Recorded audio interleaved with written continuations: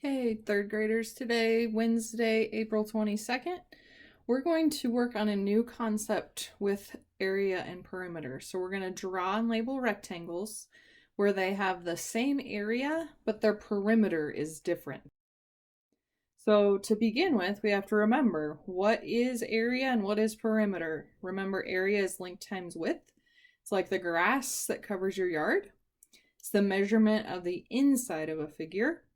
And remember, perimeter, all side lengths added together, and it's like the fence. It has to go all the way around your yard so you keep your pets at home.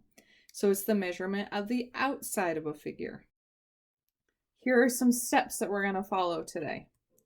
First, we're going to write down the given area. Sometimes you'll get to a point where it'll be you get to pick, or it will be determined. You'll have to determine it. Second step, we're writing down different multiplication equations that equal the given area. Knowing your math facts is going to be super important. Next, we're going to draw rectangles with the different dimensions using factors from our equations. Our fourth step is to determine the perimeter of each rectangle.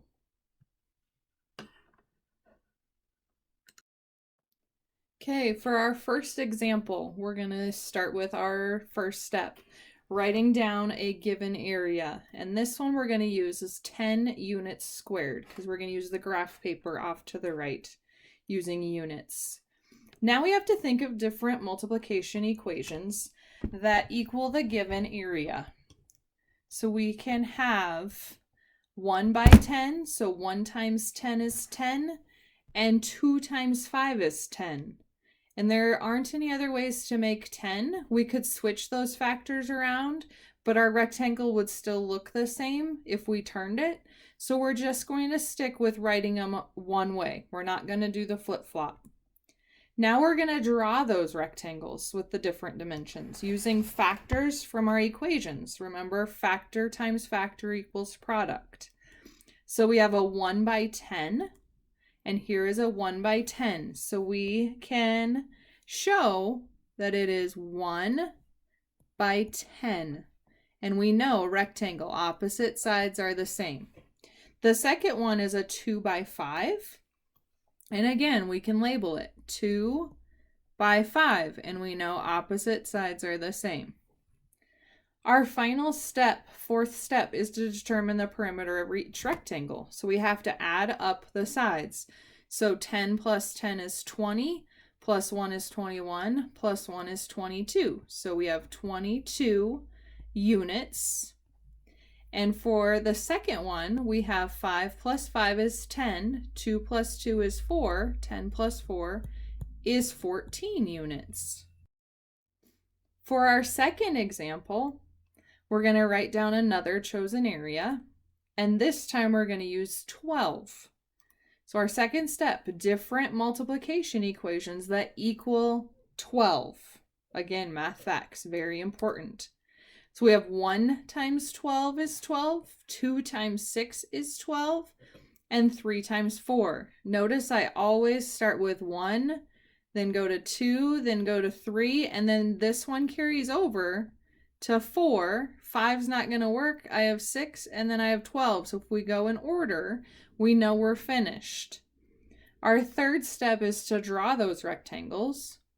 So we have a 1 by 12. So we can label it 1, 12, 1, 12. We have a 2 by 6. Again, we can label it. And we have a 3 by 4. Our final step is to determine the perimeter of each rectangle. So we have 12 plus 12 is 24. 1 plus 1 is 2. So 24 plus 2, 26. And it's units because it's perimeter, so it's not squared. The second example, 6 plus 6 is 12. 2 plus 2 is 4. 12 plus 4 is 16 units. And our last one, 4 plus 4 is 8. 3 plus 3 is 6, and 8 plus 6 is 14 units. Okay, now on to our third example. Our numbers are going to get bigger now.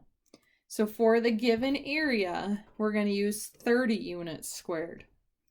Our second step still is to write down the different multiplication equations that equal 30.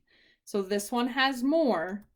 Notice that I start with 1. 1 times 30 is 30. 2 times 15 is 30. 3 times 10 is 30. 4 times something is not 30 to use whole numbers.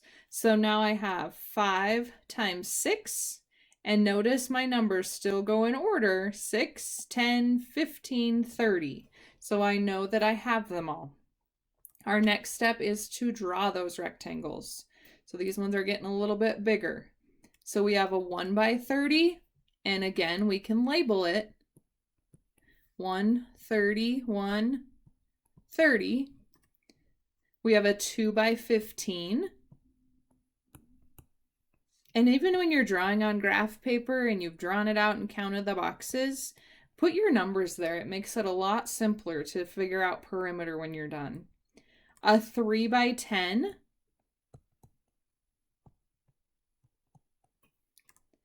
And a 5 by 6.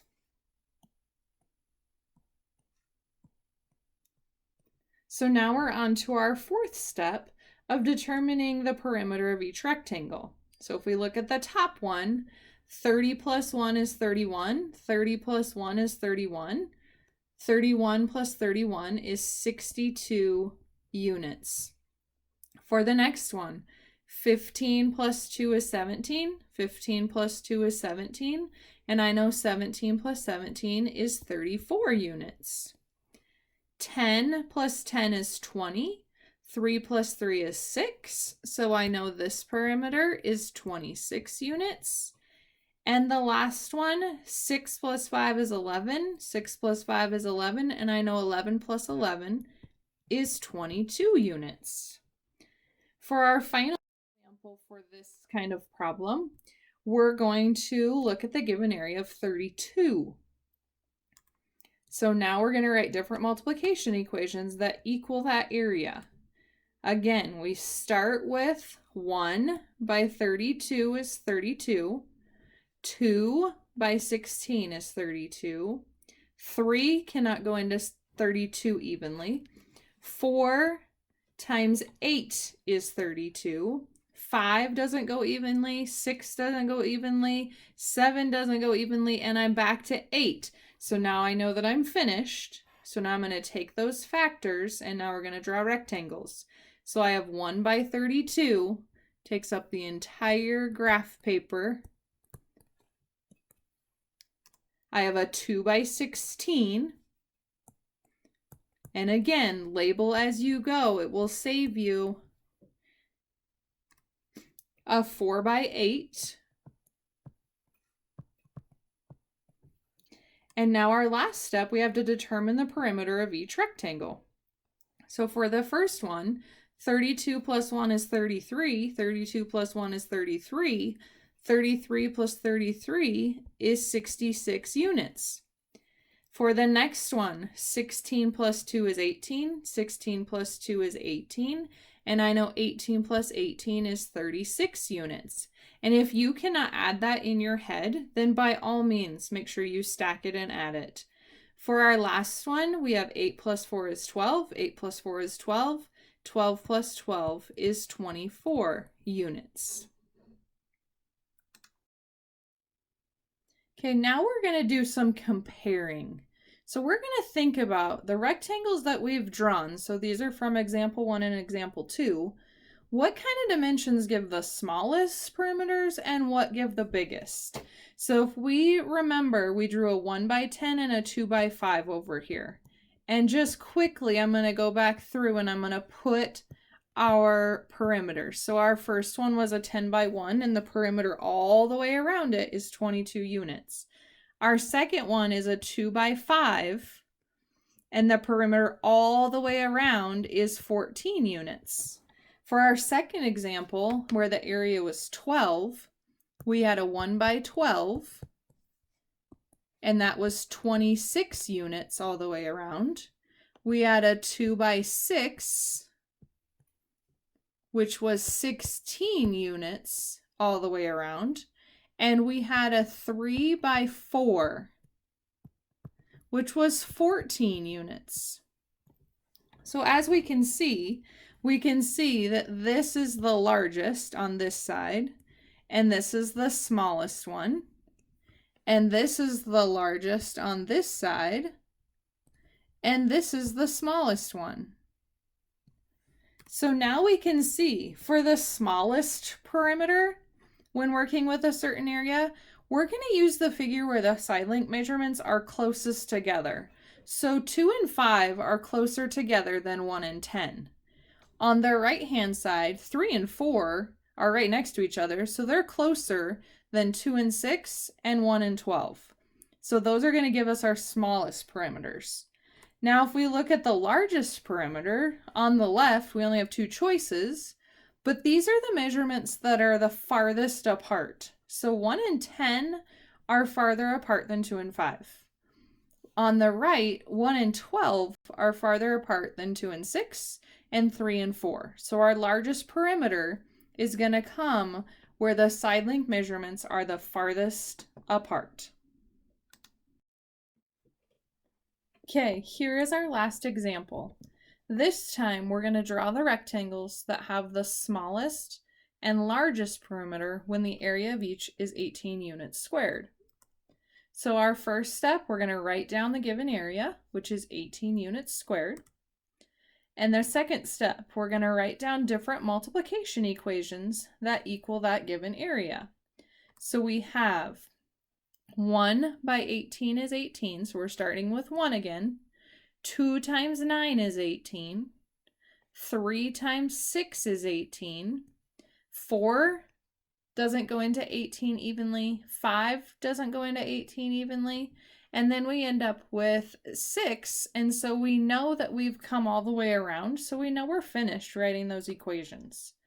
Our next step is to think about which dimensions are we going to be using to create those rectangles that have the largest and smallest perimeters? And then we have to draw them. So first we're going to think about largest perimeter. It's made by dimensions that are farthest apart. So we have 3 choices: 1 by 18, 2 by 9, 3 by 6. I want you to just take a second and think about, which ones are farthest apart? Now we're going to think about the smallest perimeter. So again, 1 by 18, 2 by 9, 3 by 6. We're looking for the ones that are closest together to make that smallest perimeter. So out of those 3, think about what would that be? Hopefully in your mind you thought 1 by 18 would be the farthest apart, the dimensions that are farthest. So it's going to give us our largest perimeter when we figure it out when we draw it. So there's our 1 by 18. And then we have 3 by 6. Hopefully you thought that one was the closest dimensions together, so it's going to give us our smallest perimeter. So for this one, we need to figure out the perimeter of each of those. And notice we didn't use 2 by 9. Always a good idea to check and make sure that that truly isn't the answer, so we will probably do that at the end. Okay, so now we're going to determine the perimeter of each rectangle. So this one is a 1 by 18, and we know 18 plus 1 is 19, and 18 plus 1 is 19, and 19 plus 19 is 38. And we have units. Then our second rectangle was a 3 by 6, and we know 6 plus 3 is 9, and 6 plus 3 is 9, and 9 plus 9 is 18 units. So right now it looks pretty good. We have the largest, we have the smallest. Let's just double check. 2 by 9. So we'll pretend that this is drawn to scale and it's a 2 by 9. So we know 9 plus 2 is 11, and 9 plus 2 is 11. 11 plus 11 is 22 units.